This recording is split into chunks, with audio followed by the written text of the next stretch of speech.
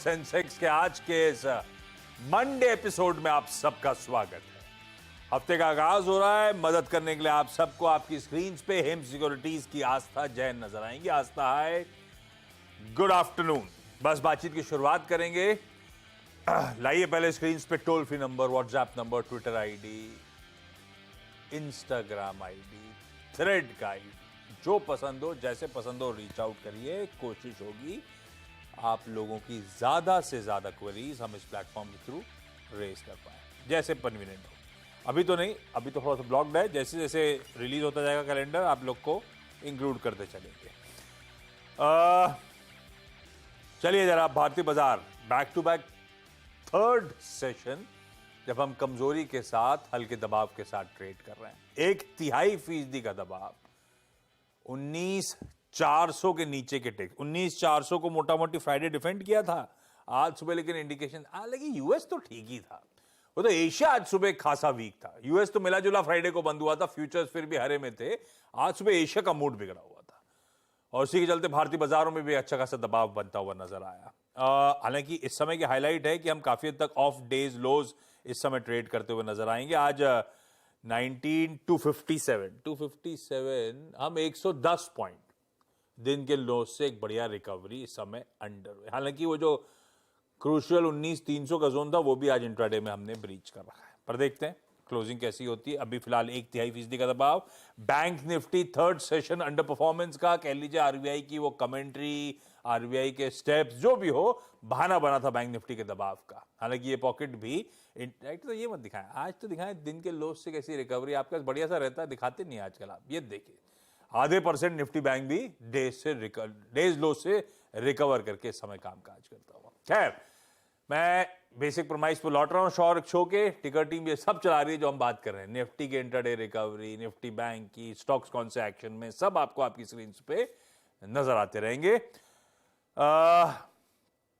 सवाल जो आपके सिलसिले की शुरुआत, राइट साहब एक काम करेंगे, चाचा भतीजा निफ्टी खींचेंगे क्या? खींचेंगे थोड़ी देर, हाँ खींचेंगे थोड़ी देर से। अच्छा, आज हमें भोपाल जाना है, अहमदाबाद जाना है और दिल्ली जाना है। और सबसे पहले भोपाल से संगीता माहेश्वरी जी स्क्रीन पे। Sangeeta ma'am, good afternoon. अरे भोपाल में बढ़िया मौसम हो रहा है पीछे आपके, आप बाहर खड़े हो क्या? जी जी, छत पर। अरे वाह, कहाँ रहते हो भोपाल में आप?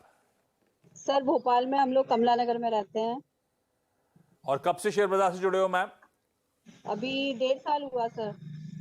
कैसा चल रहा है, कैसी है जर्नी शेयर बाजार की? पैसा घर आ रहा है? मुंबई से पैसा भोपाल आ रहा है कि नहीं आ रहा है? मुंबई से पैसा अटक अटक के आ रहा है सर। अटक अटक के आ रहा है? हाँ। आ रहा है ना नेट नेट? थोड़ा बहुत आया है, थोड़े बहुत में फंसे हुए हैं, इसीलिए आपकी हेल्प चाहिए। वो है ना आस्था उसके लिए। संगीता मैम, पहला सवाल कौन सा? पहला मेरा सवाल है सर, वैसे मैं खुशखबरी बता दूं, आपने जो क्वेश्चन किया था कि पैसा आ रहा है, तो मैंने बैंक में पीएसयू में डाला था। तरह तरह की बैंक जितनी भी हैं, डालती गई निकालती गई डालती गई, तो फायदे में रही। लेकिन मैं फंस गई ऊर्जा ग्लोबल में। वो मेरे 400 शेयर्स हैं और 22 का भाव चल रहा है। मुझे बिल्कुल उम्मीद नहीं थी कि मैं ऐसे फंसूंगी, और वो 10 रुपए 9 रुपए इस तरह से आ गया है। तो मैं कब निकल पाऊंगी, ये मेरा क्वेश्चन है। ये ऊर्जा ग्लोबल क्यों लिया था? मतलब ये आपका आइडिया था? कहां से आई थी आइडिया? आइडिया सर मेरे म्यूचुअल फंड में है। म्यूचुअल फंड में मेरे शेयर, म्यूचुअल फंड मैंने ले रखे थे, वहीं से उन्होंने आइडिया दिया था कि मैं शेयर भी करूं। तो थोड़ा थोड़ा सीखती गई, थोड़ा। नहीं, म्यूचुअल फंड में है मतलब ऊर्जा ग्लोबल? नहीं, ऊर्जा ग्लोबल में मैं कैसे फंसी, ये बोल रहे हैं? हाँ, ऊर्जा ग्लोबल आपने सिलेक्ट कैसे करा? मतलब कैसे आया? फंडामेंटली अच्छा लगा, टेक्निकली, या किसी ने बताया? जी जी सर, इसी का जमाना आ रहा है तो मैंने इन्वेस्टमेंट के हिसाब से किया था, पर बिल्कुल उम्मीद नहीं थी कि मैं इस तरीके से फंस जाऊंगी। मतलब बिल्कुल उम्मीद नहीं थी। शेयर मार्केट बिल्कुल, ये सारे ऊर्जा ग्लोबल वाले तो नहीं जा पाया था। अब बाप रे, कितने कुत्ते घर पे आपके? 400 है शेयर, 22 रुपए के। मैं कुछ और पूछ रहा था। खैर, ऊर्जा ग्लोबल 12 रुपए का पर शेयर नुकसान हो रहा है भाई। इनके हिसाब जी जी जी सर, से आउटलुक अच्छा था कंपनी का, लेकिन आज तक गलत पड़ गई है। पड़ेगा सर मुझे। आज तक कोई होप है क्या? ऊर्जा ग्लोबल आप ट्रैक करते हो क्या? और कोई लिस्टेड पेट केयर कंपनी जो आपके रडार पे हो? जी सर, मैंने और दो मैं कंपनी आस्था से पूछ रहा हूं, मैं आपके सवाल का जवाब ढूंढ रहा हूं मैम। गुड आफ्टरनून आशीष। देखा जाए तो ऊर्जा ग्लोबल की बात करें तो बहुत ज्यादा क्लोजली तो ट्रैक नहीं करते, लेकिन हाँ चार्ट्स जरूर यहाँ पे आ चुके हैं। ऊर्जा ग्लोबल की बात करें तो देखिए चार्ट्स अभी तक इतने सॉलिड यहाँ पे मोमेंटम नहीं दिखा रहे हैं। मुझे लगता है कि थोड़ा वीक और हो सकता है ये काउंटर, माइट भी ये नीचे में एक बार 9.5 रुपए तक आ जाए, लेकिन फिर भी लॉन्ग टर्म के लिए मैम मैं बने रहने की सलाह दूंगी। दो कारण है, एक तो मंथली चार्ट थोड़ी सी पॉजिटिविटी दिखा रहे हैं, यानी कि थोड़ा अगर हम लॉन्ग टर्म रुकते हैं 2-3 महीने के हिसाब से तो थोड़ा हो सकता है पॉजिटिव मोमेंटम आए, और वो भी बेसिकली इसमें तेजी जो लौट के आएगी उसके लिए एक अहम लेवल पार करना जरूरी है 11 रुपए का। अगर 11 रुपए के ऊपर ये निकलने लग गया और टिक गया उसके ऊपर तो मेरे को लगता है फिर थोड़ी तेजी और इसमें लौट के आएगी।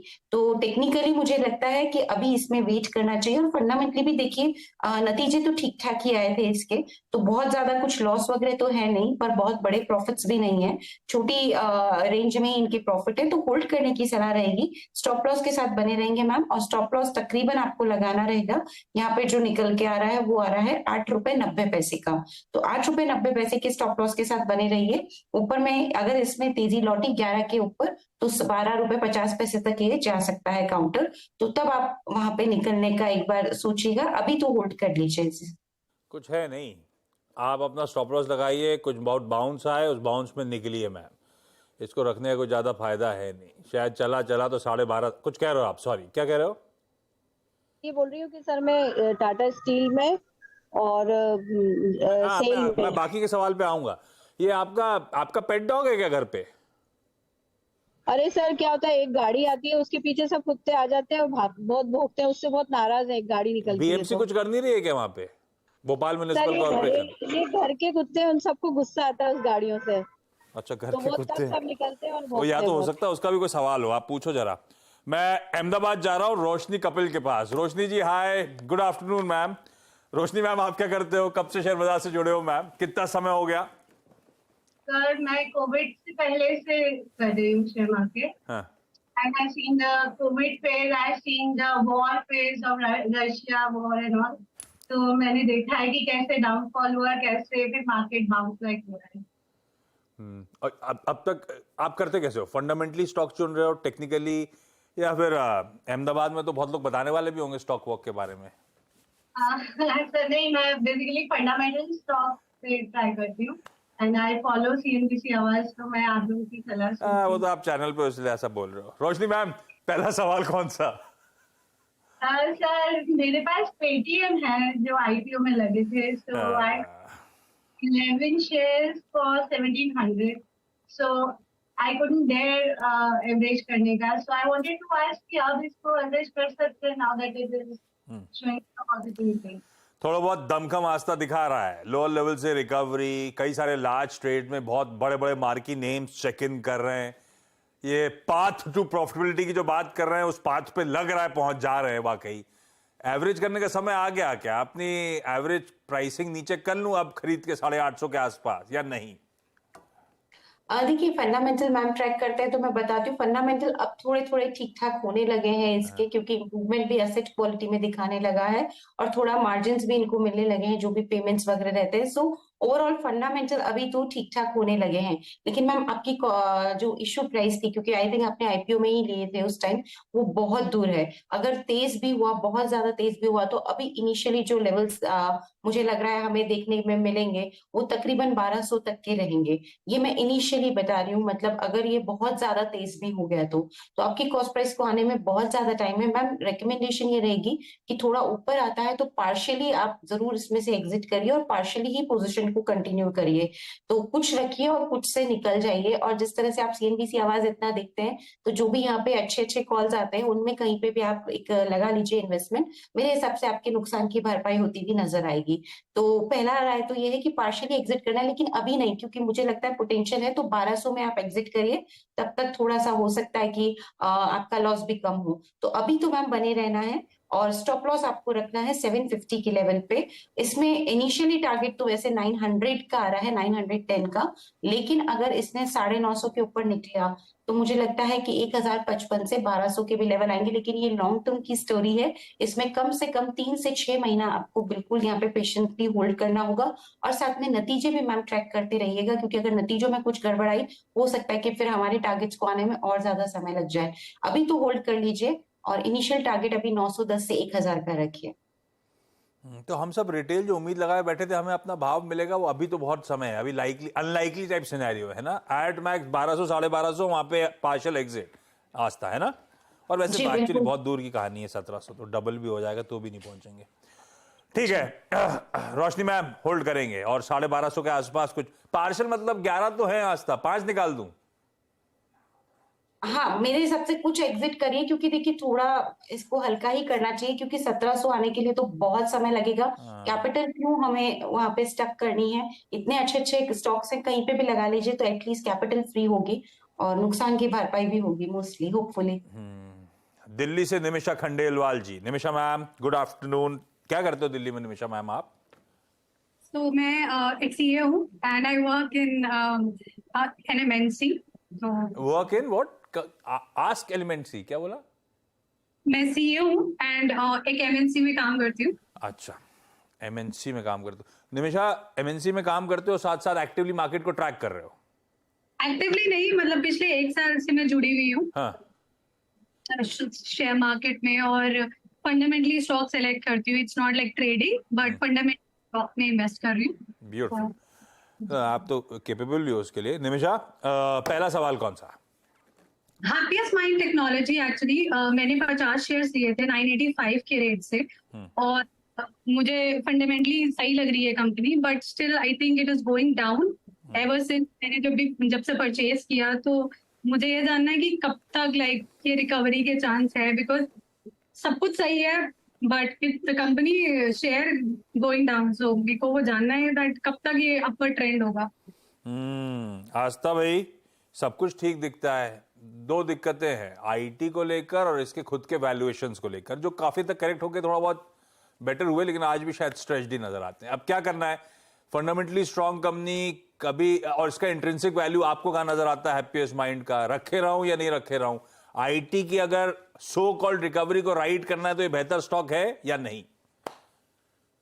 देखिए, मेरे हिसाब से आईटी में एक ही इश्यू आ रहा है। देखिए फंडामेंटली तो ठीक है, लेकिन सेक्टर हेडविंड यहाँ पे बड़ी हो रही है, क्योंकि सेक्टर का प्रॉब्लम है मैम। तो उसी वजह से हम देख रहे हैं, क्योंकि टफ मैक्रो एनवायरनमेंट है अभी सभी आईटी कंपनीज के लिए। आप अगर कमेंट्री भी सुनेंगे तो सभी मैनेजमेंट बोल रहे हैं कि बजट्स को लेके, जो उनके क्लाइंट के बजट को लेके थोड़ी अनसर्टनिटी है, तो वो अक्रॉस द बोर्ड एक प्रॉब्लम है। अब अगर मैं इसकी बात करूं तो इसने जो ग्रोथ दिखाई है वो तो अपने कंपेटिटर्स से बेटर दिखाई है, नो डाउट। तो हम ये बोल सकते हैं कि यस, इसके खुद के फाइनेंशियल्स अच्छे हैं, लेकिन फिर भी मुझे लगता है कि ये अभी थोड़ा सा टाइम लगाएगा आपकी कॉस्ट प्राइस को आने में। इनकी डील पाइपलाइन भी काफी स्ट्रांग है, लेकिन ये टाइम लेगा। और मैम चार्ट्स अभी तो बिल्कुल भी सपोर्टिव नहीं है। इनफैक्ट चार्ट में मैं जो देख रही हूँ वो वीकनेस दिखा रहे हैं। तो मैम अभी आपके पास दो चॉइस है, अगर आप पेशेंटली लॉन्ग टर्म के लिए होल्ड कर सकते हैं तो करिए, क्योंकि मुझे लगता है कि थोड़ी और वीकनेस आ सकती है इसमें। चार्ट्स अभी यहाँ पे सपोर्टिव नहीं है और ये नीचे में एक बार आपको थोड़ा और वीक होता हुआ दिखेगा तो आप स्टॉप लॉस के साथ मैम होल्ड कर लीजिए। 820 का स्टॉप लॉस लगा लीजिए अगर आप पेशेंटली होल्ड कर सकते हैं तो। और मान के चलिए कि थोड़ा नीचे और ये आने वाला है, बट आप 820 के स्टॉप लॉस के साथ होल्ड करिए। आपकी कॉस्ट प्राइस को आने में टाइम लगेगा, एटलीस्ट 2 to 3 मंथ्स का होराइजन रखते हुए आपको पोजीशंस को कंटिन्यू करना है। उसमें इनिशियल लेवल के टारगेट 940 के रहेंगे, बट अभी तो आपको मैम थोड़ा सा लॉन्ग टर्म के लिए होल्ड करना पड़ेगा, क्योंकि चार्ट्स सपोर्टिव नहीं है।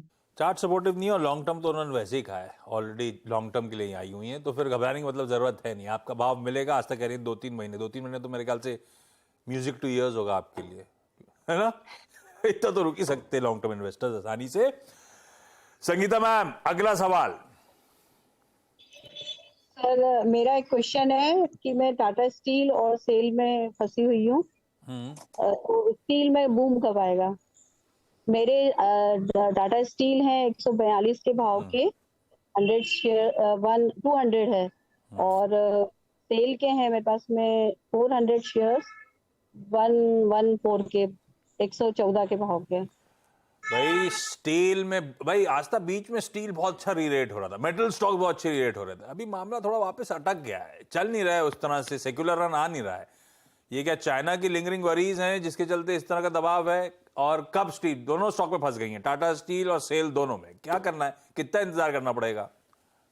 देखिए बिल्कुल, ये मुझे तो चाइना का ही इशू लग रहा है, क्योंकि वैसे देखा जाए तो ऑल ओवर द वर्ल्ड जिस तरह से ईवीज और ये सब चीजों का एक आया है पूरा माहौल बना है, तो यहाँ पे तो मेटल काम में ही आते हैं, बट चाइना क्योंकि मेजर कंज्यूमर है वहां से डिमांड के इश्यूज हैं। लेकिन आपको लॉन्ग टर्म के लिए होल्ड करना पड़ेगा मैम। सेल की अगर मैं बात करूं तो ये अभी थोड़ा और वीक हो सकता है, माइट भी ये नीचे में एक बार 85 तक भी जाए, तो आप तैयार रहिए, थोड़ी और वीकनेस ये दिखा सकता है। काउंटर लॉन्ग टर्म के लिए होल्ड करना है। स्टॉप लॉस अगर आप रखेंगे 81 के आसपास, थोड़ा बड़ा मैं दे रही हूँ, लेकिन इस तरह की कंपनी है कि इसको लॉन्ग टर्म में होल्ड करना है तो बड़े स्टॉप लॉस के साथ ही जाना पड़ेगा। तो 81 के स्टॉप लॉस के साथ आप होल्ड करिए। इनिशियल टारगेट्स हमें इसमें 95 96 का देखने को मिलेगा, और उसके बाद उसके ऊपर के भी स्तर ये दिखाता हुआ नजर आएगा। तो सेल को बनाए रखिए पोजिशन, और इसमें स्टॉप लॉस के साथ होल्ड करिए। टाटा स्टील की बात करें तो ये भी रखना है, दोनों ही लॉन्ग टर्म के कैंडिडेट्स है, बट तैयारी ही रखिए, थोड़े नीचे दोनों आएंगे। अब टाटा स्टील की मैं बात करूं तो कहां तक लगता है, नीचे में 110 111 तक ये जा सकता है आपको, लेकिन इसमें बने रहना है। स्टॉप लॉस आपको थोड़ा और नीचे रखना है 108 का। टाटा स्टील में भी बड़ा स्टॉप लॉस दे रही हूँ, 108 के स्टॉप लॉस के साथ बने रहिए। तेजी आई तो वापस से पहला लेवल जो 124 का है वो आएगा, उसके बाद फिर हो सकता है 138 तक के भी लेवल आए। आपकी कॉस्ट प्राइस 145 की है, मुझे लगता है इसको आने में समय लगेगा, लेकिन ये आएगी जरूर, इसलिए आपको लॉन्ग टर्म के लिए होल्ड करना है, 3 से 6 महीने का समय सीमा रखनी है। एक सवाल आज तो बहुत क्विकली रिप्लाई करेंगे। रोशनी जी, अगला सवाल कौन सा? सर मेरे पास कैन है at the cost of 3,300. I have 30 shares and I've been holding this also for a long time now. Yes, ठीक है। आस्था कंप्यूटर एज मैनेजमेंट सर्विसेज भाई लंबे अरसे से रुकी हुई हैं, भाव नहीं आ रहा है, क्या करना है? 850 पर शेयर का लॉस। होल्ड करने की सलाह है, क्योंकि अभी थोड़ा चार्ट पॉजिटिव बना हुआ है, माइट भी एक बार ऊपर में मुझे लगता है 2600 2700 तक आए, तो वहां पे फिर एक बार वापस से पोजीशन को रिव्यू कर लीजिए। अभी होल्ड करिए क्योंकि चार्ट पॉजिटिव है। स्टॉप लॉस रखना है इनको तकरीबन यहाँ पे 2300 के लेवल पे। निमिषा जी, अगला सवाल। मैंने बिरला सॉफ्ट लिया था एट द रेट 50 शेयर लिए थे 282 पे, तो अब मुझे प्रॉफिट बुक कर लेना चाहिए या फिर आई हैव टू वेट? मतलब काफी सही है प्रॉफिट, बट काफी सही नहीं, बहुत बढ़िया है। कितना समय हो गया लिए हुए निमिषा? आई थिंक मैंने 3-3.5 महीने पहले लिया था शायद, अप्रोक्सीमेटली। हाँ भाई आस्था, अपने गेन्स को राइड करूं या बुक कर डालूं? देखिए 50 शेयर्स हैं, एटलीस्ट 30 या 35 शेयर्स में तो प्रॉफिट बुक ही कर लीजिए मैम, तो बेटर रहेगा। तो मैं इन्हें सलाह दूंगी पार्शियली तो प्रॉफिट बुक करिए, मतलब थोड़ा ज्यादा ही मैं बोल रही हूँ, 30-35 पार्शियली नहीं होता, उससे ऊपर है, तो 30-35 शेयर्स में आप प्रॉफिट बुक करिए, रिमेनिंग को आप होल्ड कर लीजिए स्टॉप लॉस के साथ, जो कि आपको लगाना है तकरीबन 375 के लेवल पे। थोड़ा सा डीप दे रही हूँ, लेकिन उसके नीचे गया तो ही दिक्कत होगी, नहीं तो वापस ऊपर नीचे होके ये ऊपर की चाल पकड़ने लगेगा। तो अभी आपको कुछ में प्रॉफिट बुक करना है, कुछ पोजीशन को होल्ड करना है। स्टॉप लॉस रहेगा 375 का टारगेट, इसमें अभी आपको रखना है एटलीस्ट 455 और 495 का। ये एक साथ सारे आईटी निमिषा ऐसा कर रहा था, आईटी की एक्सेल स्कैन करी थी और सब पसंद आया वो खरीद लिया, ऐसा था क्या? ये ऐसे ही थे, दोनों ऐसे ही थे। ऐसे ही लग रहा है। ठीक है, चलिए Sangeeta ma'am, Roshni ma'am, Nimisha ma'am, thank you so much जुड़ने के लिए। आस्था, ब्यूटीफुली सारी क्वेरी सॉल्व करने के लिए आपका धन्यवाद। ब्रेक ले रहा हूं, ब्रेक पे जाते जाते वो इंट्राडे रिकवरी में दिखा रहा था, ठीक है, वो इंपॉर्टेंट जोन से थोड़ा सा बाउंस बैक वगैरह कर रहा होगा, लेकिन मूड बिगड़ा हुआ है। मिड कैप दिखाइएगा आधे % का दबाव, स्मॉल कैप स्क्रीन पर रखिएगा डायरेक्टर साहब, आधे % से ज्यादा की कमजोरी, और ब्रेथ जो असल बैरोमीटर है इस बाजार का अभी भी खासा डिटोरिएटेड नजर आएगा आपको। 1:2 का रेशियो है डिक्लाइंस के फेवर, ये देखिए आपकी स्क्रीन, तो एक्चुअली मूड खराब ही है। इंडेक्स थोड़ा बहुत मैनेज हो रहा होगा, लेकिन जनरली मुनाफा वसूली अच्छी खासी भारतीय बाजारों में कंटिन्यू होती हुई। चलिए डायरेक्टर साहब, गाबा सर रेडी हो गए क्या? दिख रहे हैं क्या? दिख नहीं रहे गाबा सर। हाँ बोलिए। रेडी क्या? मैं तो तैयार हूँ, कनेक्टेड हूँ। तबीयत कैसी है? तबीयत अभी उठा हूँ, सो के उठा हूँ अभी। अरे यार, दवाई ली आज वापस। कैंसिल कर दें क्या? नहीं नहीं नहीं? करते हैं ऐसी क्या नहीं, करते हैं करते हैं, डन है फिर बस प्रॉमिस प्रॉमिस प्रॉमिस बस ठीक है, छोटा